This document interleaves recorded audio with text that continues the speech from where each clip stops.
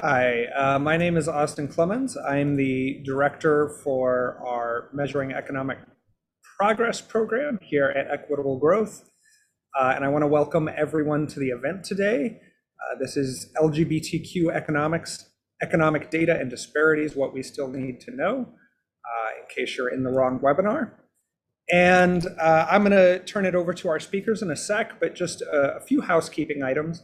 If you are new to Equitable Growth and haven't attended our events before or aren't familiar with us, the Washington Center for Equitable Growth is a nonprofit research and grant-making organization dedicated to advancing evidence-backed ideas and policies that promote strong, stable, and broad-based economic growth.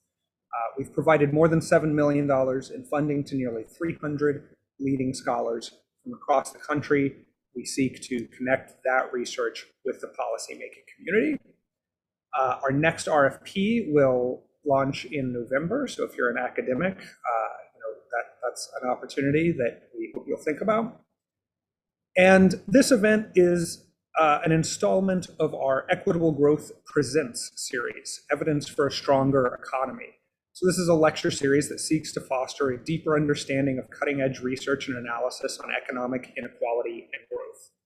These lectures bring together leading scholars to explore how new research is shifting important conversations in academia and economic policy. A couple of housekeeping notes before I introduce our speakers today. If you have technical or logistical questions, please put those directly into the chat box, which you should have access to.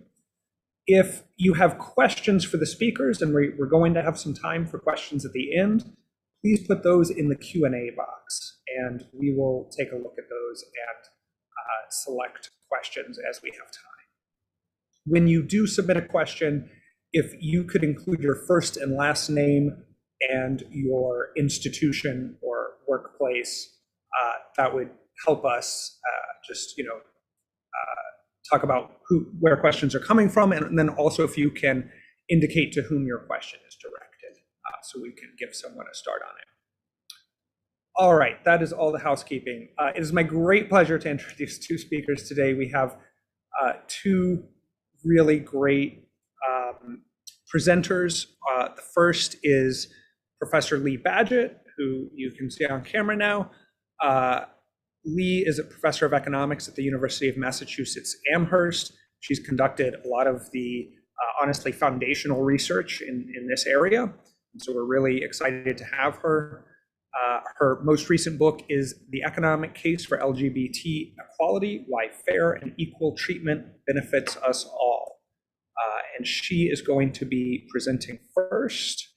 And then right after Lee's presentation, we're going to hear some short remarks from Sharita Gruber. Sharita is the Vice President for Economic Justice at the National Partnership for Women and Families. She was formerly the Vice President of LGBTQ Research and Communications Projects at the Center for American Progress. So she has a lot of experience in this area. We're really excited to have her today. And with that, I'm going to turn it over to Lee. The floor is yours. Thanks, Austin, and thanks so much to the Washington Center for Equitable Growth for inviting me to talk to you all today on a topic that's relevant as Pride continues all summer. I want to talk a little bit about economic equality this afternoon, and in particular to ask and give you an answer to a question that I think is really central to what we're doing at a policy level, which is, are we there yet? And this is a question that comes up a lot. We have seen progress on rights for LGBT people in different contexts. On the plus side, we have marriage equality. We now, as a result of a good Supreme Court decision a couple of years ago, we have protections against employment discrimination at a federal level. On the negative side, we still can't pass the Equality Act, which is needed for a variety of reasons. There are, of course, the attacks that we're seeing on transgender youth and state legislatures all across the country. And then, of course, now we have the new Supreme Court thread on recriminalization of marriage equality. Some people would like to re-examine some of these foundational gains that we have made. So at the rights level, at the formal equality level, it looks like we've made a couple of big steps, and maybe those are steps forward and some other steps back. But I want to really focus on the lived experience level. And here it is just so clear. No, we are not there yet when it comes to equality. I'm going to talk a little bit about worse economic outcomes and how those vary within the LGBT community, what the role of discrimination is, and then how exclusion hurts our economy. And then I'll kind of end with my usual call for more and better data. So let's just plunge into the data that we do have, because we have seen some important gains over the last couple of decades in terms of data. So here's one thing that we can look at, and that is very important, and that has to do with potential wage gaps for lesbian, gay, bisexual people. I'll start with here, and then I'll talk about transgender people in a second. Wage gaps, of course, mean that do we have the same kind of economic well-being, the ability to have money to buy the things that we need in our lives? What we have learned about gay and bisexual men, to start there, is that there are significant gaps. There's a negative effect of being gay or bisexual for men compared to heterosexual men. And you can try to take into account all the other things that matter for earnings. And when we do that, we still find a significant gap for gay and bisexual men in earnings. A couple of scholars who have reviewed this now actually quite large literature find that the gaps were there. In 2015, gay and bisexual men earned about 11% less than similarly qualified heterosexual men. A more recent survey of more recent studies finds that that gap is still really clear, both for gay men and for bisexual men, and it's a little bit bigger actually for bisexual men. So why would we see a gap like that? And I think the way we almost always think about it when we look at gender wage gaps or racial and ethnic wage gaps is that at its core, this is a signal that discrimination is happening, that people are being treated differently in the labor market. And we know that for gay men, there are hints of that here too. The gap is bigger where there are more negative attitudes. The gap is smaller where there have been laws longer at the state level. So discrimination seems to be a big part of this gap. What about for women? Well, if we look at lesbian and bisexual women, it shows how complicated some of these things are. So actually, when you compare lesbian and bisexual women to heterosexual women, they actually seem to do fairly well. We have these same studies show that lesbian and bisexual women earn 7 to 9% more than heterosexual women, although the more recent survey suggests that maybe bisexual women are earning less than heterosexual women. But don't be fooled by this. All women earn less than gay, bisexual, and heterosexual men. So this is not about some privileged status for lesbian and bisexual women. So why might that be positive? One reason is that we definitely see that lesbians have more observable experience in the workforce. They work more hours per week, they work more weeks per year. And so if they have more observable experience, maybe they also have some other unobservable experience we can't really take into account. So if they've got more and we compare them to heterosexual women who had more real experience, maybe we would see that this gap, this positive effect of being lesbian or bisexual seems to go away. There are hints from the research that this is in fact the case. So I'm not going to say too much more about that, but I would be happy to talk about that in the Q&A. So it's interesting. The other thing I'll just point out, I mean, mostly I'm talking about stuff in the United States today, but actually these patterns that we see are, I hesitate to use the new word, universal, but we see them in lots of different countries now where we've got better and better data over time. So there's definitely something that seems to be in common about how LGBT people are being treated in the labor market. For transgender people, our data are not as good, but what we have, we can piece together some interesting findings. So if we compare people moving from pre-transition to post-transition, gender transition, then we actually see that there are changes in people's economic well-being. Transgender women's earnings fall. Trans men's earnings don't really change too much. But what the people in the US and in the Netherlands who've studied these data suggest is that there probably are counterbalancing effects here. There's a transgender effect, which is likely to be negative because of stigma. And then there may be a gender effect, because we know there's a huge gender wage gap. And in fact, we think that's why transgender women's earnings fall, and that trans men's earnings don't change much, because trans women are now going to be seen in the least favored category of women in the labor market, whereas trans men are going to be in a more privileged position. We have some other data about household income for trans people in the US from a couple different surveys, and the news there is not good. There are income gaps for trans people. And when we take data that's been collected by the community, like with the US Transgender Survey, and compare it to population data, again, we see those trans people are earning a lot less than cisgender people who have the same characteristics. So we're now starting to build up that base, that same kind of base of research and data for transgender people when it comes to wage and income gaps. Now, a really interesting question is, are things getting better? I get asked this a lot, Sharita, maybe you do too.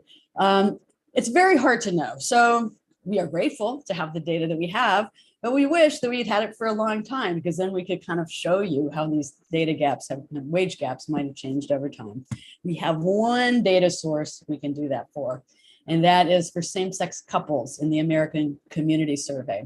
So my colleague, Kit Carpenter, Dario Sansoni, and I did that exact comparison for men and same-sex couples, and then in a second I'll show you women and same-sex couples. So what you're looking at in this chart is looking at over time from 2000 to 2018, what has happened to that negative gap that we see for gay men after we control for all the demographic effects, other demographic variables that matter. And roughly speaking, what we're capturing on the vertical axis is the percentage change or percentage difference in earnings for men and same-sex couples compared to men and different sex couples. So basically in 2000, it was about a 10% gap.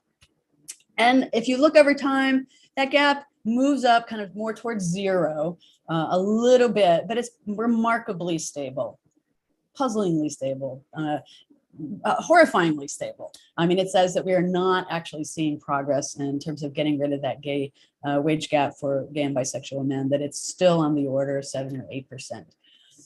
Now, if we look at lesbians, or women in same-sex couples, I should say more accurately, we do see some change. Now, this is interesting. So remember I said lesbians tend to earn more than heterosexual women. So here, when we compare women in same-sex couples to women in different sex couples, what we see is that, in the early 2000s, they were definitely earning more than women in different sex couples with the same characteristics. But over time, that gap has shrunk, and it is pretty much zero, statistically speaking, by 2018.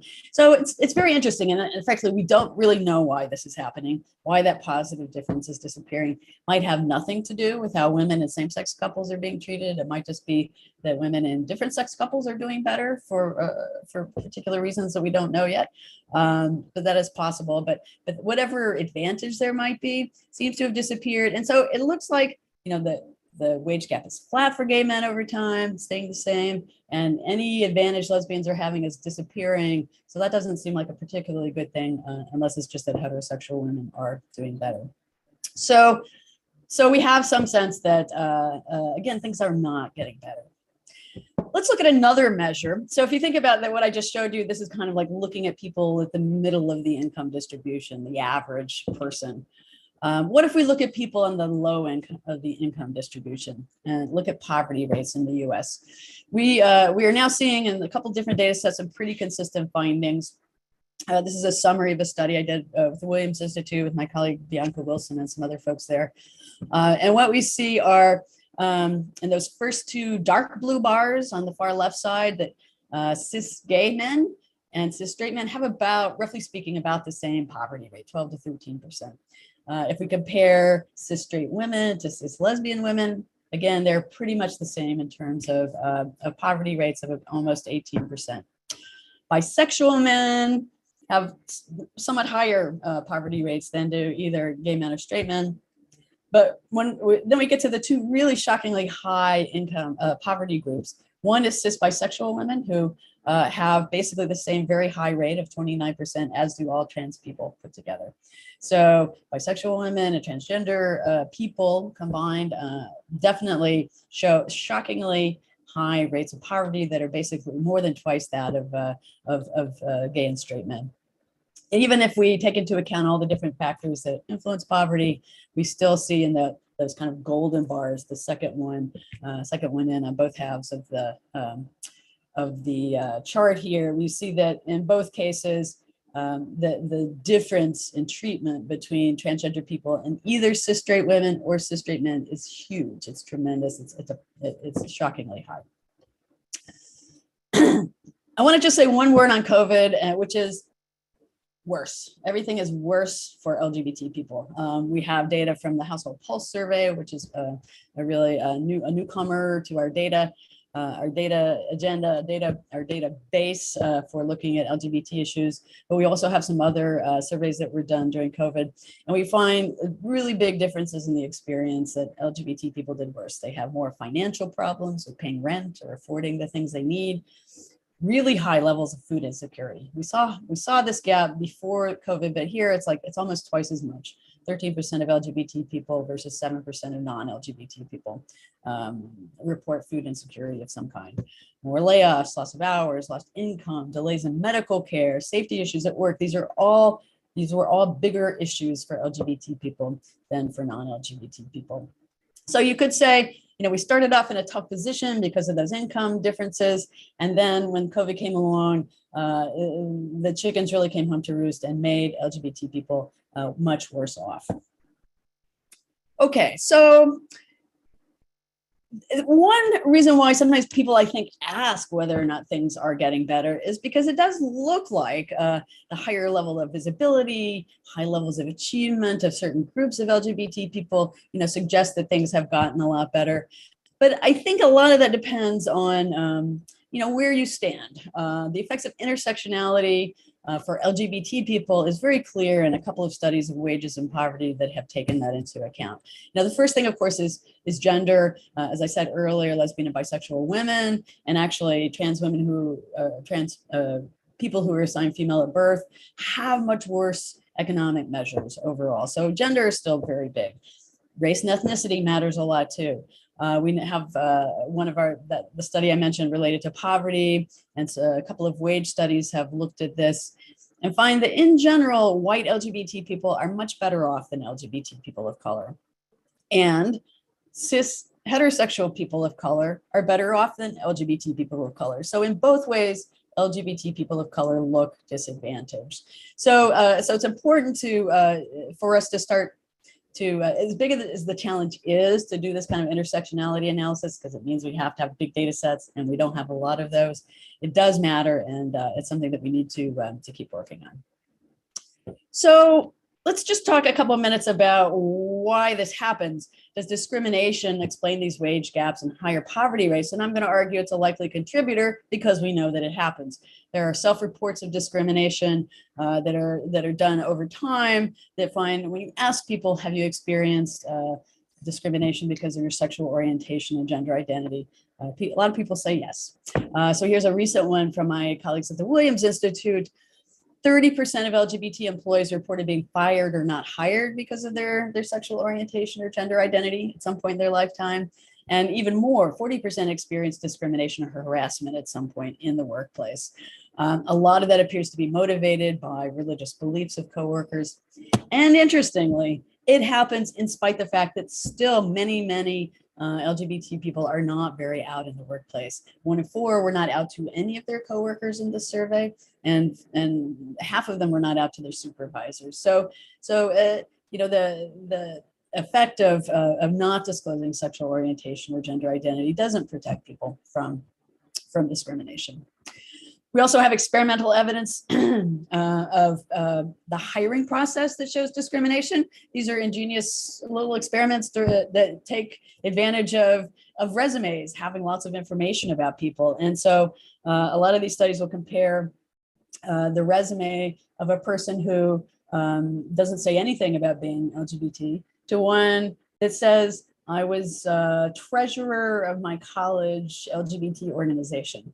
And that's the only difference between those two resumes. They send them out, and what they find is overall, there's about a third lower odds of getting called in for an interview for LGBT coded applicants. This has also been done in a few cases for transgender people that use different ways of indicating being transgender on a resume, like changes in names or particular pronouns. And again, we see big differences in how employers treat transgender job applicants, not just in the United States, but in Sweden and in some Asian countries where there's been some very innovative studies that have been done. So we see experimental evidence of discrimination.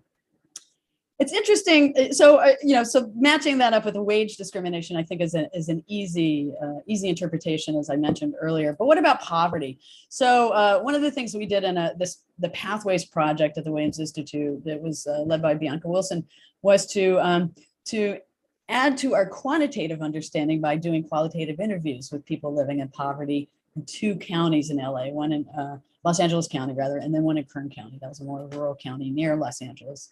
And what we find was when we try to think about, what's the role of discrimination in pulling people out of poverty or keeping them in poverty, is that it's complicated. So for LGBT people of color, intergenerational poverty was especially important. So people's families didn't have the resources to help lift people out of poverty by paying for their college education or by staking them for a business loan or something like that. So there's a tough path. There's not a clear pathway out for a lot of LGBT people of color. But for all of the LGBT people we talked to, they all talked about discrimination, sometimes related to race, sometimes related to gender identity, sometimes sexual orientation. But it was a real barrier to their ability to get, to find, obtain, and keep jobs.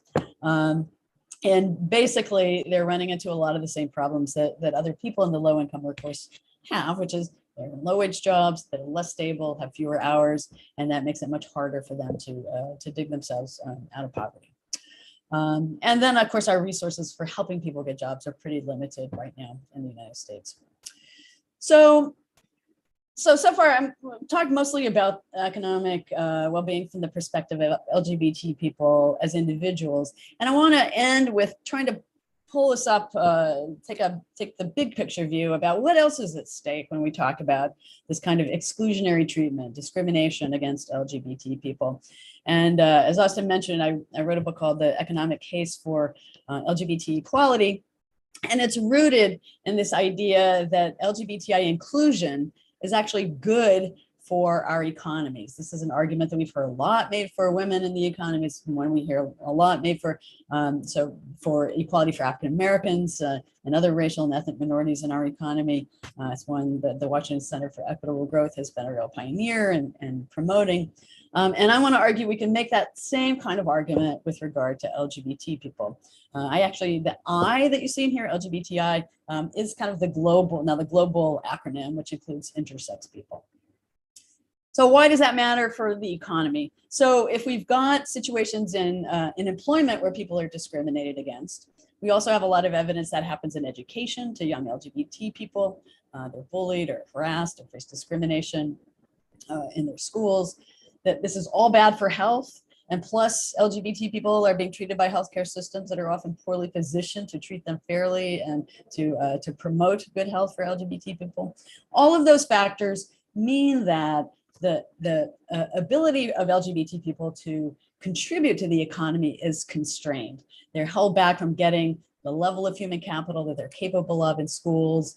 They're not able to fully use the skills, knowledge, and creativity that they have in the economy. And so their economic potential is just not realized. And that is a drag on the economy. It means that we are giving something up when we treat LGBT people poorly. Interestingly, I'll just say very briefly that businesses know this. There's a business case for LGBT inclusion that has been made for a long time. And now there's a great body of evidence that backs that up. It says that more LGBT positive policies lead to higher stock prices for companies, higher profits, higher productivity, and in some cases, they've been able to attract a more creative workforce. So I think these are all reasons why businesses buy into this argument. But I want to also make an argument that we should all be buying into this argument because it's all good for our economy. So here's an example of one way that we could look at this. So the Pew Research Center in Washington has done some global surveys of people and has asked, should society accept homosexuality? Not surprisingly, depends on what country you look at. So they interviewed people in 34 countries. Some were very likely to say no. And if you kind of look down at the bottom of this graph here, Kenya, Ukraine, Lebanon, Russia, these are countries, that are actually very unaccepting of LGBT people. If you move up here, Sweden, the Netherlands, Germany, Canada, UK, we're kind of in there. The US are much more accepting, more likely to say, yes, society should accept homosexuality. What you're looking at on this graph is taking that percentage of people who are accepting and comparing it to the GDP per capita of those countries. And that line that they've very helpfully drawn in for us shows that there's a positive correlation, that countries that are more accepting tend to have higher levels of GDP per capita. With a series of colleagues, different studies, different measures, we have tried to take into account other things that also matter for economies to see, is there still a role for LGBT inclusion measures, whether it's a public opinion measure or a legal measure? Is there still that correlation between that measure after you've taken into account those other things, including, by the way, different levels of gender acceptance of women? And what we find is, yes, there's still a very strong, clear effect. So in the first study we did of emerging economies, we found that an additional right was associated with a 3% increase in GDP per capita. A bigger study with 133 countries still found one additional right is related to about a $2,000 GDP per capita, higher GDP per capita. That's because there are a lot more high income countries here. So that looks like a bigger effect over time. But overall, it makes it look like it's very consistent with this idea that, that more acceptance of LGBT people is good for the economy. So why bother to make this economic case? We can make a case within our country with civil rights principles that are deeply rooted in our polity and to a certain extent in our economy. And we can use human rights arguments and other places where those are more important arguments.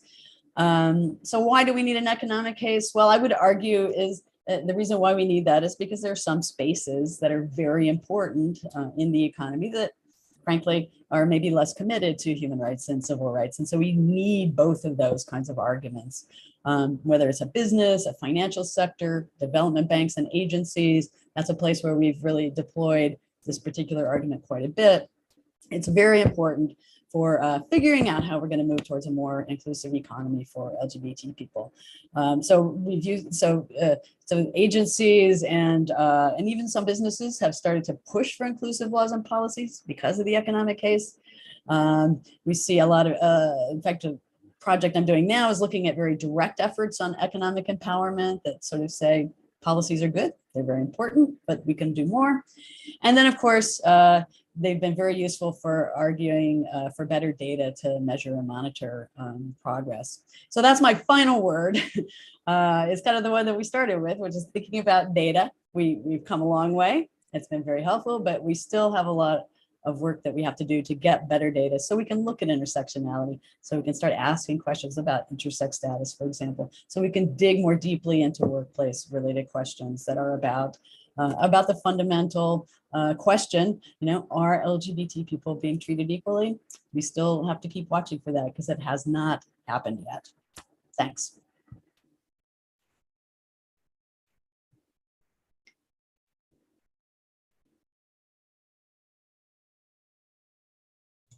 And I guess I can just jump right in and follow up. Lee, as always, I absolutely love learning from you. And I'm going to speak a little bit more about the data piece and some of the challenges we've faced trying to get that really quality federal data. But I do want to emphasize how amazing it is, the amount of work and information Lee's been able to figure out about the economic well-being or lack thereof of LGBTQ folks, because we don't have access to the same types of data. You talk about wage gaps. I'm at the National Partnership for Women and Families right now. Our bread and butter issues are equal pay. And we have all these equal pay days for all these different groups, and the same data sources that are able to tell us about wage disparities for women of color and other populations does not ask sexual orientation and gender identity. So we're at this baseline lack of information, and amazing advocates and researchers like Lee and the folks at Williams Institute and the folks at my old organization, Center for American Progress, are trying their best to fill in those research gaps. But a lot of these questions that we have on how issues and policies are impacting the lives of LGBTQ plus folks, we just don't have the data to know that. But there's a lot of really great progress happening. Earlier last month, the White House issued an executive order on sexual orientation and gender identity and sex characteristic data, so talking about intersex populations, and the role of the federal government in advancing the responsible and effective collection of these data, and tapped the co-chairs of the Interagency Working Group on Equitable Data established in Biden's Executive Order 13985 on equity, to establish a subcommittee on SOGI data to coordinate with agencies. This might not sound like a big advancement, but the way that new data sources and the addition of new questions to federal surveys happens is a pretty long, involved process, and this is really key to getting the ball moving there.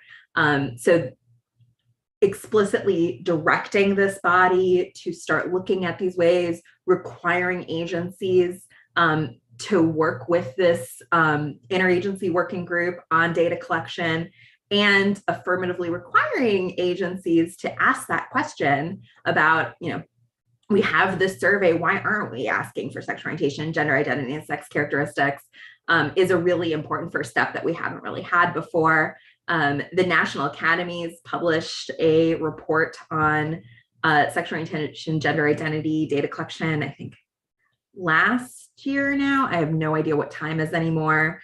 And that's also been an amazing tool for explaining to the government why this is critical, why we need it, and why there's best practices out there. They don't have to be worried about reinventing the wheel. This exists. As Lee said, Household Pulse Survey is the first time any survey at the Census Bureau has asked sexual orientation and gender identity questions. It is kind of limited in what we can get because it is this pretty immediate responsive survey to what's going on in the pandemic. So very different than an American Community Survey or any of the Bureau of Labor Statistics data sets that we're getting on workers' experiences and job quality that we can extrapolate more population information from, but better than nothing, and it's a start. And we've already been able to learn so much information about disparities that LGBTQ folks are facing because of the pandemic. So for me, these the Interagency Working Group on Data Equity, the EOs from the Biden administration on advancing data collection are all really important. We also had a huge win in the House where the LGBTQI Data Inclusion Act passed the House. We're still waiting on some Senate movement.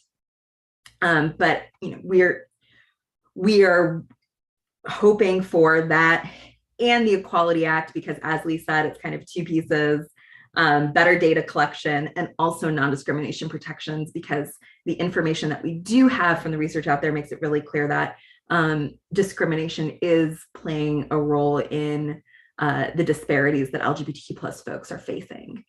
So we need better data to better understand these experiences, but also that should not be a reason why we're waiting to move forward on strong protections against discrimination. And so it's a both and. Unfortunately, as folks have probably heard, we're federal picture, we're making progress, but in the states, there's a lot of attacks. We had another historic year in state level attacks on the ability of LGBTQ plus folks, children, families to simply exist and be part of our societies and communities that we live in. These attacks have particularly targeted trans folks. And we know from community surveys like the Trevor Project's youth survey that just these attacks are having really terrible health well-being consequences on LGBTQ plus youth. For example, Trevor Project found 85% of trans and non-binary youth said that recent debates about anti-trans bills have negatively impacted their mental health, which makes perfect sense if your ability to exist and be a human is something that's up for debate in the public forums, and you're seeing these really terrible attacks. Of course, that has a really terrible impact on your mental health, but we need more data and more information on what these effects look like, and to elevate the urgency and the need for combating these attacks across the board. I wanted to check to see if there's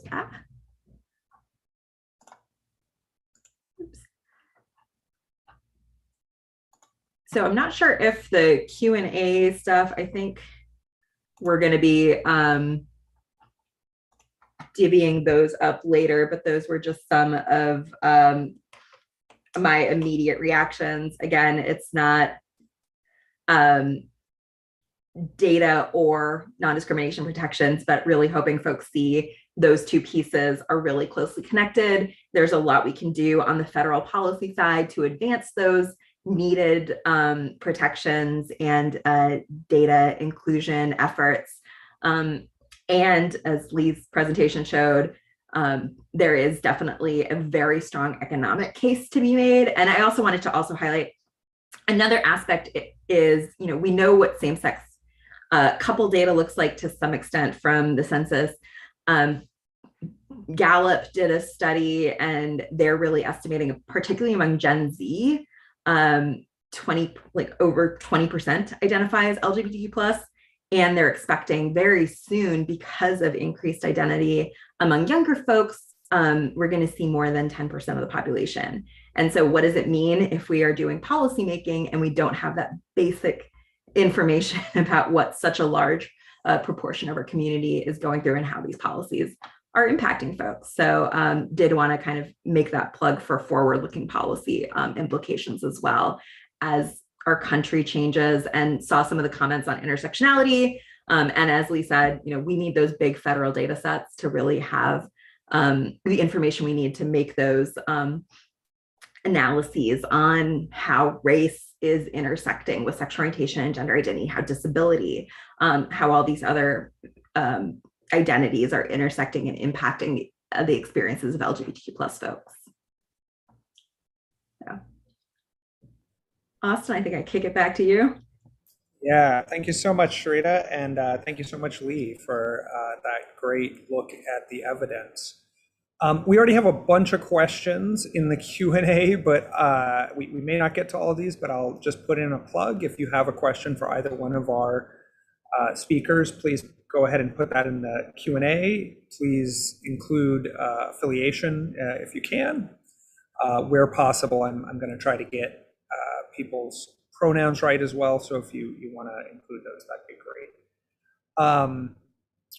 All right, so we're going to do just a few minutes of me asking some questions, and then we're going to turn to those. And I also wanted to, because I forgot at the top, introduce our own Raksha Koparam, who's been dropping links in the chat. So if you want to follow up on anything that Lee or Sharita has talked about, those links are largely in the chat. Raksha also did an analysis of Census Pulse data recently to look at some housing insecurity and food insecurity measures in the Pulse, which I believe she can drop a link to. Great. All right, so I'll ask a couple questions and then we'll turn it over to Q&A. The first thing is, we have all these results from surveys where, as Lee mentioned, we're getting these results because we have ACS data on the gender of partners, right? And so we do not have direct identification, which means we're missing every single person in this community. Do you have a sense of how that might be biasing the answers we're getting on disparities? I think about that, that maybe that's an older population, for example, partnered people. But what do we know about how that might be biasing some of our answers on this, Lee? Yeah, there are a couple of studies that suggest that that is partly because the direction of bias is that people in same-sex couples have bigger gaps compared to married different-sex couples, and that could, it's been hypothesized that that's partly because of the effect of being in a couple and having the ability to be maybe a little more flexible with how many hours one person works. Especially if there are kids at home, one partner might spend less time in the labor force. We definitely see that for same-sex couples with kids, just like we see for different-sex couples with kids. So that's kind of one piece of it.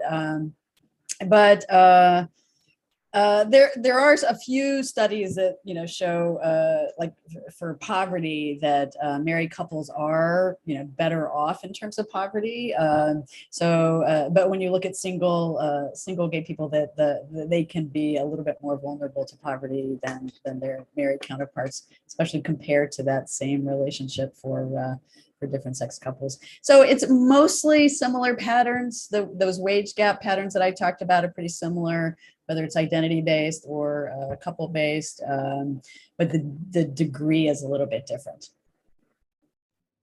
Great.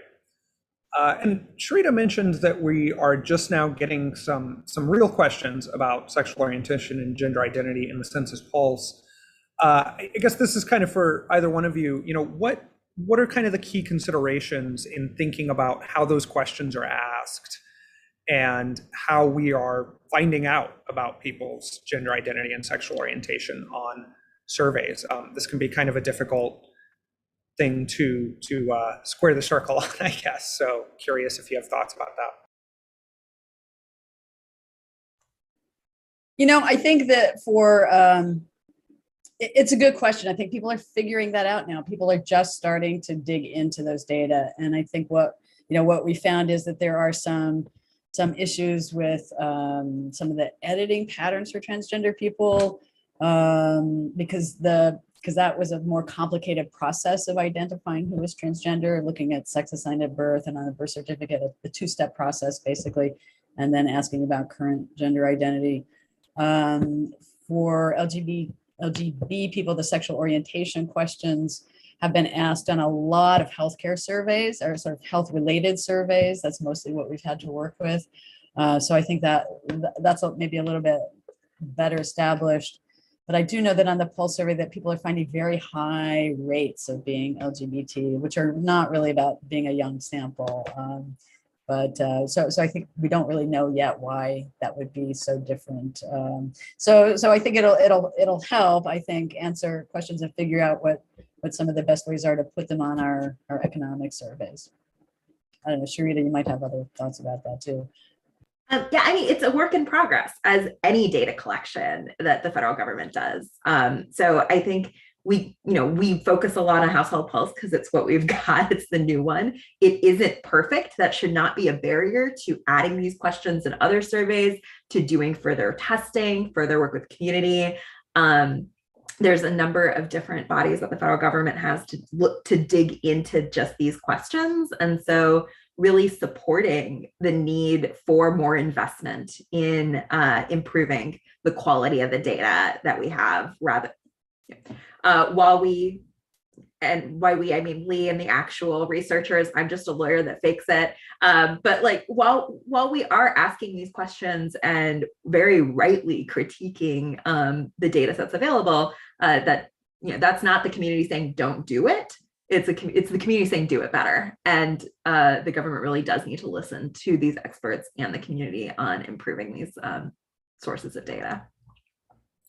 And Sharita's team has a piece on this that I think Raksha just dropped in the chat. So if you want some more information there, I think that's a great resource.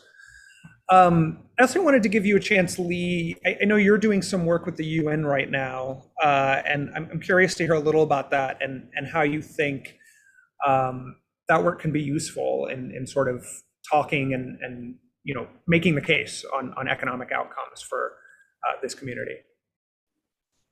Yeah, I've been working with the UN Development Program on excuse me, something called the LGBTI Inclusion Index. Sorry, I have a little post-COVID residual cough there. They are trying to come up with a measure that would give us a country level idea about how well different countries are doing. And I think that's really important for the US to be involved in for a number of reasons. One is that it keeps our eye on not just the formal equality, the legal equality, but also on the lived experience. That's what's really different about that index from all of the other international measures we have. And it really relies on statistical inclusion, and that's what we're talking about here, is making sure that we can see LGBTI people in our data, and so we know how are they doing in schools, how are they doing in the workplace, how is their health. So for us, I think it's important to be part of that, because it's a big picture. It's not going to stop at the laws, but it's going to really keep pushing us to think about our goal being larger inclusion in many different levels. So that's one reason. I think the other thing is that this is a way that we can also be helpful to LGBT people in other countries. If we participate, it makes it more likely that other countries will participate. So right now we are doing the pilot process, and are hoping that the US will be involved. Still working on that. If there's anybody out there who can help with that, let me know. And I think that's being a good friend and role model in some ways on statistics is something that the US can do. We showed it can be done. You can learn a lot from it. That's extremely important, and we can keep improving, as Shabrita was saying. So those are lessons that I think are really helpful for other countries to hear about data collection. Yeah, I appreciate you noting that. I think data leadership from the U.S. is really an impactful thing. It's something that, because we're not really leaders on LGBT issues in general, just to be frank about it. But yeah, we could be leaders on statistics. Yeah.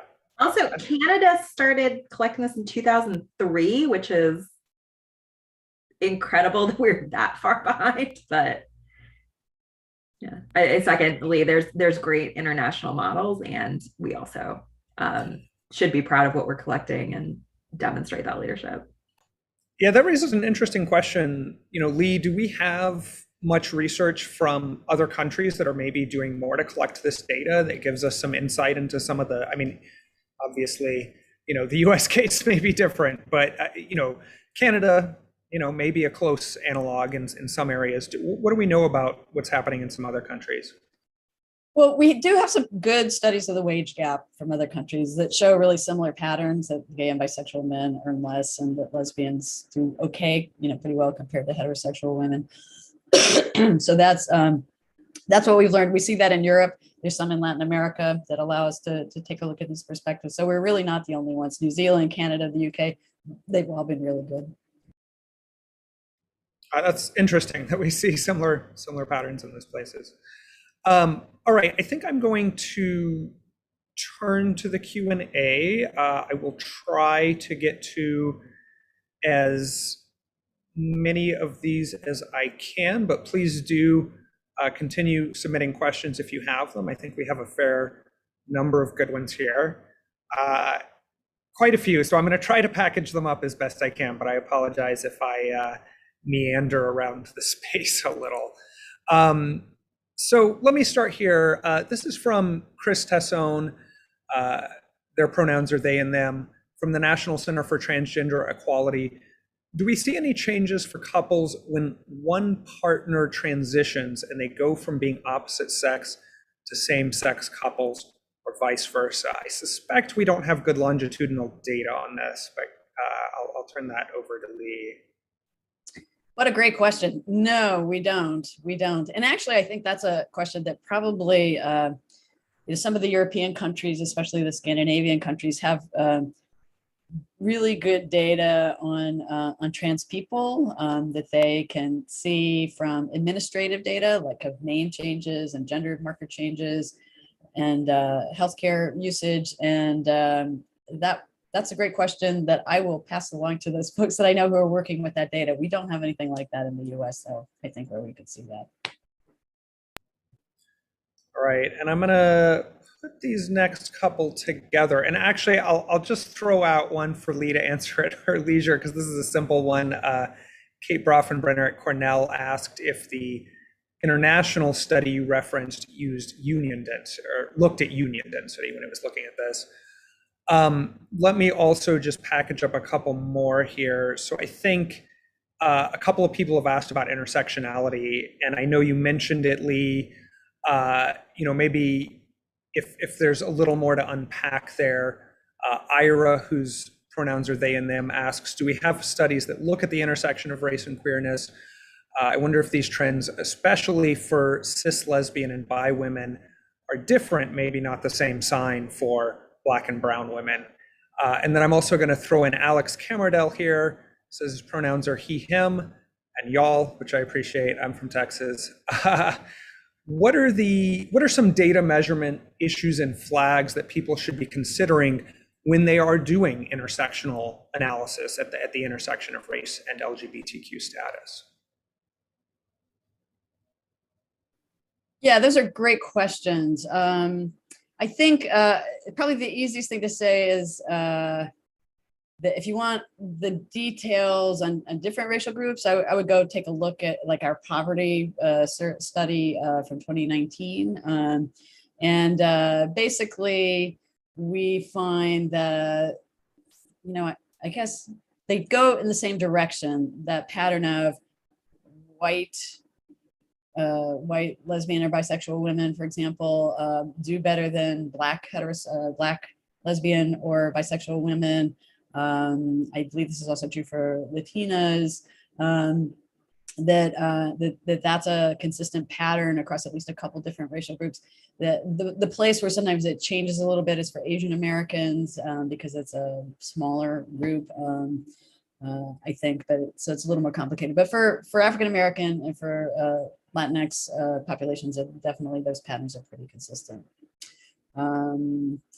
But I will say that some of the challenges in doing that kind of intersectionality, I mean, one of the big one is the sample size, because we're LGBT people, we're growing in percentage terms, but we're not there yet to make this an easy thing. When we look at poverty, we're looking at even a subgroup of that, and we're looking at poor people who are LGBT identified, who are of different racial and ethnic groups. You're just getting thinner and thinner slices. So it's just so hard to do that. So I think I think it's important to kind of acknowledge those limitations, but make the most of what we have in terms of knowledge. I think the other thing about data, the other thing that I think is always important to note, yes, we need a lot more data. That's really important. But sometimes what we really need is knowledge. And we get that from data when we analyze it. And it's nice when we can analyze it, in a very detailed way with regard to intersectionality. But there may be some questions that we're just not going to be able to get at ever, really, from some of these government surveys, because they're not going to ask some of the questions we want to know about.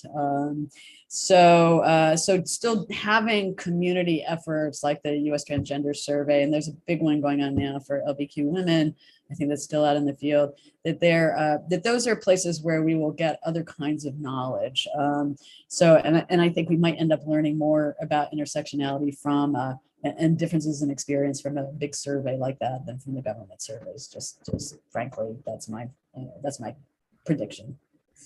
Yeah, I want to put a flag in for the community-based surveys at CAP. My old team was very focused on oversampling communities of color to make sure that we'd at least have something that we could report on. But again, when you get to certain intersections between gender minorities and race, the numbers were just too small.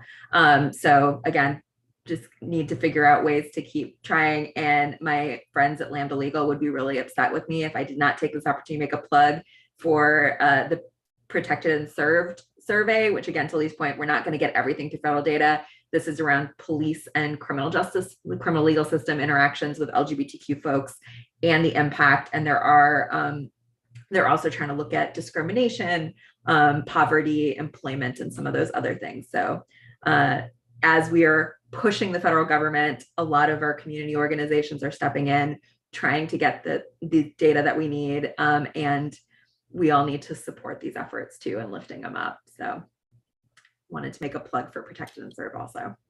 Yeah, this is a great note. It's just when you're talking about trying to get a population that is 2% of then a population that is 15%, right? If we're talking about intersectional gaps, I don't know that we're super close to being able to do that in government surveys.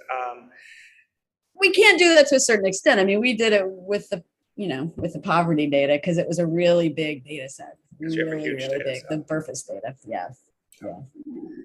But I think those community surveys definitely have an important role to play as well.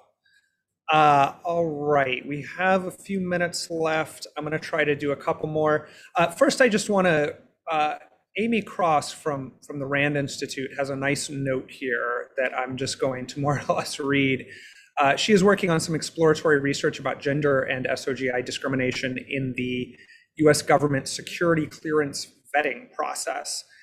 The data collected in that process could definitely be used to reconstruct SOGI identity and work history. Of course, this is a selected group of folks applying for jobs that require clearances, but wanted to flag. I think that's an interesting, it's these sorts of data sources, I think, are really interesting to think about. Lee has some great work using EEOC data, which is not always available, but because we're a little limited on data, being able to reconstruct from places like this is pretty interesting, I think.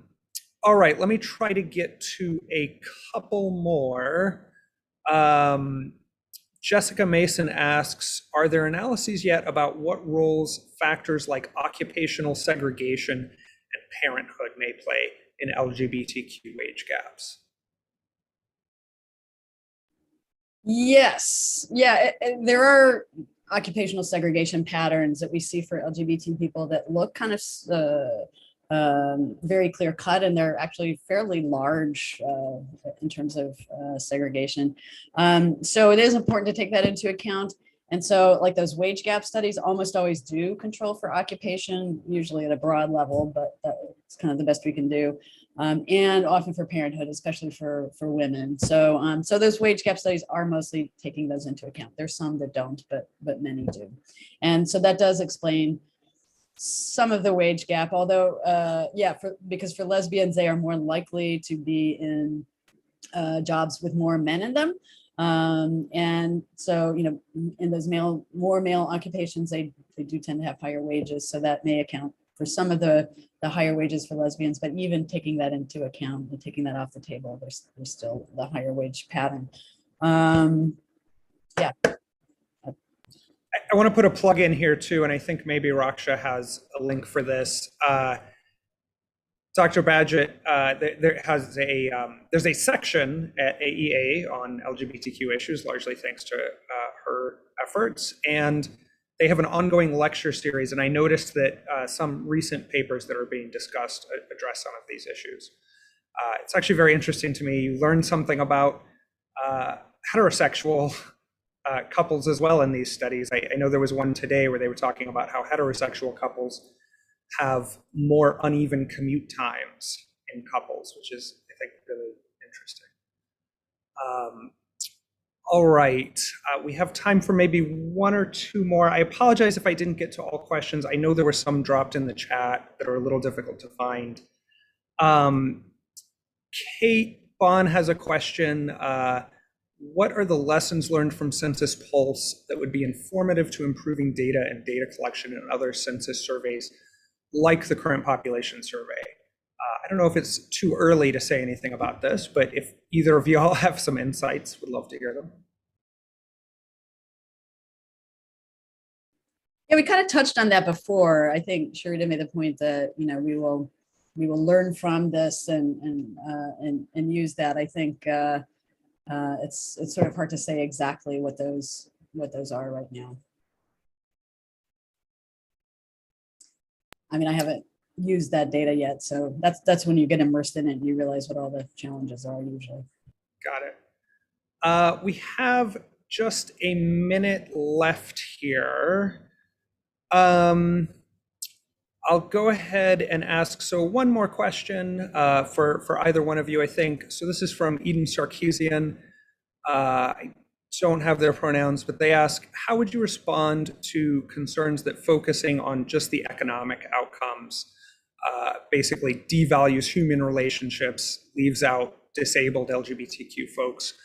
Do you think there is a way to marry an economic statistical analysis with a more community and humanity focused argument? That's a little big maybe, but if we could have quick closing remarks, and also feel free to offer any other closing remarks you have before we close out here. I mean, I say absolutely. And Jessica kind of flagged in the chat also, at the National Partnership for Women and Families, we're really focused on kind of policies that serve the whole person and our families and everything we need. And so it is these, it is data collection, it is equal pay, it's non-discrimination protections, everything that workers need. And then also, you know, more holistically, what's the whole range of supports that people and families need, whether you're working or not, because all of our well-being is connected. And I really do love that question, because of who we're talking to in a lot of the cases as policymakers, we're trying to guess what arguments defend our humanity in front of them, and that's not always going to be the most successful. And you know, how do we use those arguments for the areas where that's going to matter, while also keeping kind of the big picture alive about we have value because we're people, and our policymakers have a responsibility to respond to our needs, not just because we're economic outputs or cogs in a machine, but because we're people. Yeah, I totally agree. I think, you know, the more human rights kind of centric arguments are really the best ones for thinking about LGBTI people and our inclusion. So I think, you know, I'm an economist who actually loves qualitative work. I like doing that. I think it really hearing stories about real people and their lives can really bring home a reality that is easy to get a little numb to the numbers, you know, in a way. So the poverty study that Bianca Wilson and I have been working on, we've tried to bring both those two things together so that we don't lose that very human kind of perspective. But that said, I think quantitative research is very important for other reasons. It gives us a sense of what's happening to a lot of people at the same time. It helps us dispel stereotypes that are otherwise kind of hard to dig into and show the flaws in. I started doing this because people had this idea that LGBT people were just fine economically, that we were earning lots of money, and that is a stereotype, and it's wrong. And I think that's something that is more convincing when you have statistics that you can use. So I think it is important to use lots of different methods for thinking about these issues, and I hope people will do that. I will just say that I'm very excited. There's a growing community of economists who are looking at these issues and digging into innovative data strategies, and so, you know, watch this space. There'll be lots of new research that's coming out. Yeah, I think that's a great note to close on. You can save the date now. In 2 years, we'll have this same event, but we'll have so much more data. We'll know so much more. And I appreciate everyone attending today. Thank you so much. Thank you so much, Lee and Sharita, for these incredible insights. That is our event. Thanks, everyone.